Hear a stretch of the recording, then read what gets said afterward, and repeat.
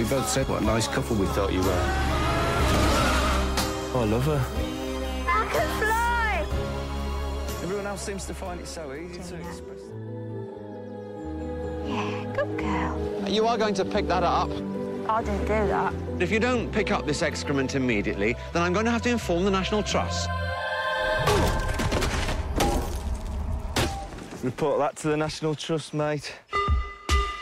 I don't want this to ruin our holiday. Get in. Never thought about murdering innocent people before. It's not a person, Tina. He's a Daily Mail reader. Say one word and it's... I get it, it's just thinking outside the box.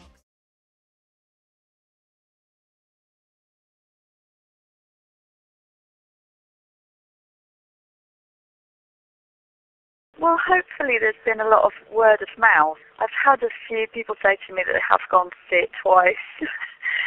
I've been following it on Twitter and people seem to be really enjoying it. But I mean, it divides audiences as well. Some people don't get it at all.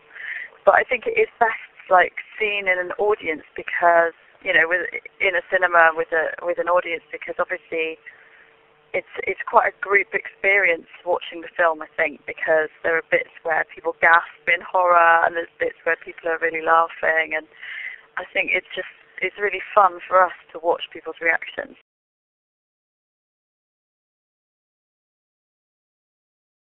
Well, Steve and I are both live comedy performers, so we've been doing that in the London circuit and going to places like Edinburgh Comedy Festival for years and years. And we were working together at Ealing Studios where they had a live comedy night, and we were just bouncing ideas around, and we were talking about growing up in the Midlands, which we both did, a very particular region of Britain, which is kind of neither north or south, and just reminiscing about family holidays that we used to go on. We started to kind of talk as these characters, and they were kind of a mix of our parents and a mix of something a lot more sinister. And it really made us laugh. And so we did the characters as a kind of double act on stage. And quite quickly we got interest from various TV companies to develop it as an idea. And we did a little taster sort of version. And we sent it to lots of TV channels, and they all said, oh, it's too dark. We can't possibly show this. So we ended up sort of turning to film, and actually I sent the clip to Edgar Wright, and who I'd worked with in the past, and he said, I think there's a movie in this, and he put me in touch with his production company that he works with, Big Talk, and then they started developing it with us from there. Show me your world, Chris. Well, I thought we'd start with Crouch Tram Museum. Great. Dear Mum, Yorkshire is lovely, not like you said at all. They can smile, and they do sell my pasta sauce. The caravan bed is quite short, but Chris is a sensitive lover.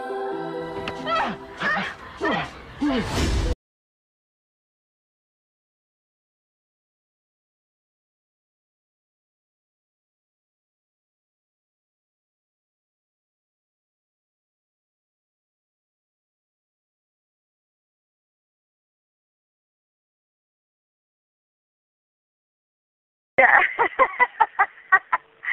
Yeah, I hadn't made that connection before, but Badlands is definitely one of our inspirations for the film. I mean, we just loved the tone of it, and we thought if we could achieve something that was sort of sad and beautiful and weird and funny as well, you know, that would be a brilliant sort of inspiration for us. But yeah, I think, you know, growing up in the Midlands, it's like if you're from Manchester or you're from the north, there's kind of a lot of music that comes from there. There's a kind of really strong identity of who those people are, and it's kind of a cool thing. And the same with London, that there's so much going on in London. And I think when I was growing up in the Midlands, I was searching for that identity of what that area was, and it doesn't have a particular thing that people know that area for. And there's lots of beautiful places there, and lots of really interesting places, and lots of really friendly, lovely people actually in the Midlands, but it doesn't have this sort of really fashionable edge.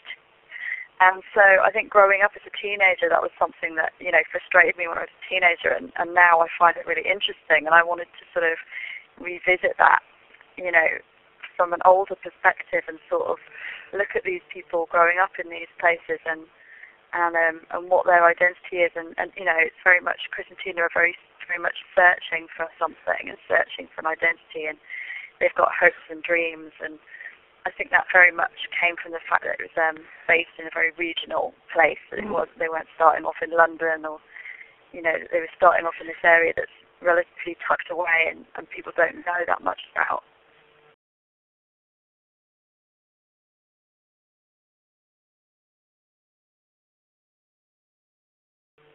I think what we really wanted to say was that these characters, we wanted them to be real. We didn't want the violence to be cartoonish or sort of flippant. We thought if we're going to be writing about this, we have to make sure that the characters have got a real psychology about why they're doing what they're doing and how they've got to this point, and that in a way it's a sort of a reaction against modernity for their characters, especially for Chris's character, that he's not happy with the way that Britain is becoming, and he thinks that all the old-fashioned rules and manners and etiquette have gone out the window, and he's sort of reacting against that. But at the end of the day, both of them are outsiders. They're very disempowered sort of characters. Like, he's lost his job, she's unable to escape from her situation, she feels disempowered, and so it's very much just finding what their individual stories were. But I think there is a sort of wider message in some of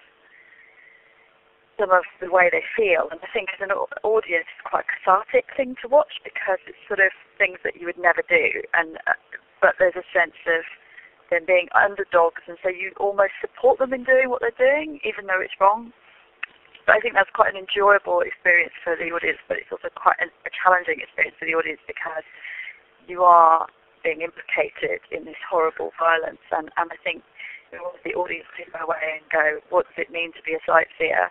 You know, we all enjoy watching violence on film, but why is that? Why is horror so popular? Why are films about, you know, war and murder so popular? And there is a sense of what you're seeing is fascinating, but at the same time you have to make moral decisions about that when you watch the film.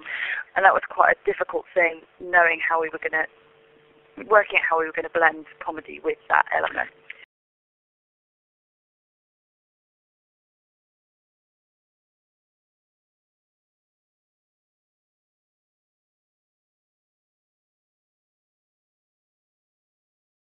I agree. I mean, I think when you watch something like You've Been Framed, I don't know if I'm sure you have the equivalent, I don't know what it's called in Australia, but we have this program which is outtakes of people falling off their bikes, and, you know, home videos basically of people falling off their bikes, and the only difference between a video of that and that being funny and it not being funny is whether the person genuinely got hurt or not, whether they got killed, and I think that, you know, there's this common misconception that when something terrible happens, that it's a huge drama and everything, the world stops, you know, but actually I think when a lot of these terrible tragedies happen, it's actually quite mundane what happens initially, and then the shock and the reaction to it comes afterwards. And I think there's some realism in that, you know, I know people that have, you know, witnessed a car crash or whatever, they've sort of thought it was so normal what was happening. It looked kind of absurd. The reality of it and the consequences of it are the thing that is horrible.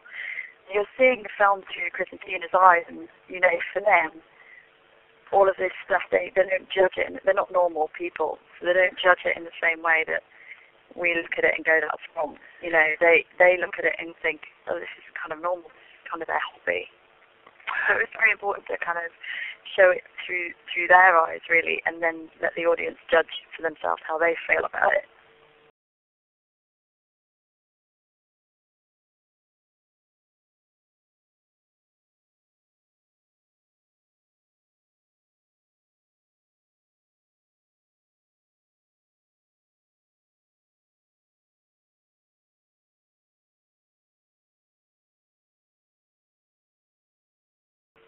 I think it's really difficult. You know, I'm always very careful about being involved in comedy that involves real people. I can't pick the moral implications of it. I don't feel comfortable doing it, so I always turn it down.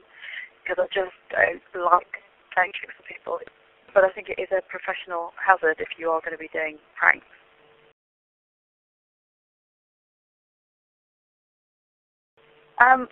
Personally, I just don't participate in it at all. I'm sure I have seen prank comedy that I've found really funny, but it's something that just from a personal, everybody when they take a job, they have to decide whether it tests their own moral boundaries, and that's just an individual decision. And, for me, I would turn down that job and not do it.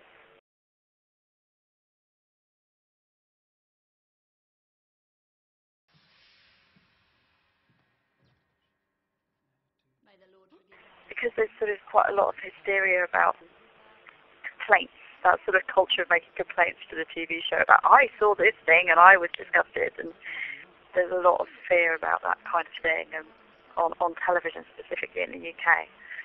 But, I hope that in the future there's going to be stuff that sort of is a bit more challenging viewing and more interesting dramatically and more genre-busting and that kind of thing. As for stand-up, I mean, that never struggles in the UK as far as I can see. People always will go and see stand-up. So, that goes from strength to strength. There are, people like stand-ups are massively, hugely rich in the UK. I unfortunately didn't take that route, so, that's why I'm not.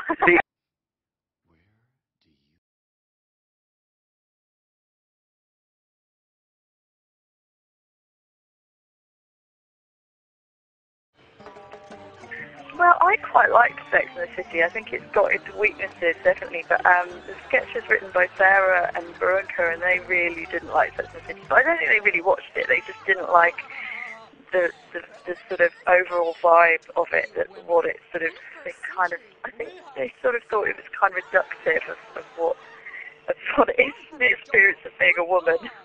And I don't know, I think there's elements of that are true. I mean, I just quite enjoyed playing the characters at the end of the day. I mean, the stuff that I do is always a mixture of parody and satire and actual genuine love for the thing that I'm doing. I kind of like to bring quite a lot of earnestness to what I'm doing. I don't like to just do stuff because I'm mocking it. I like to actually have a passion and an interest in the thing that I'm making fun of in a way. So I do a lot of parodies of like Kate Bush and David Bowie, and they're all people that I absolutely love. I'm not mocking them because I dislike them. I'm kind of, the comedy that I'm doing is born from a love of those things. So it's always a mixture for me. So for example, Tina, I love that character. She's quite a frightening character, but there's lots of elements of me in her. So I always try and play the characters with love rather than with scorn, essentially.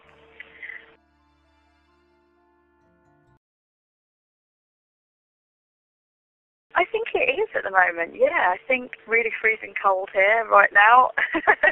So it's good for cinema viewing. I think people might cut back on their summer holidays if they're strapped for cash, but they still will go to the cinema. And at the end of the day, it's a really cheap way of brightening your week. And I think British cinema is just really exciting. Things are happening recently, and loads of really, really good films.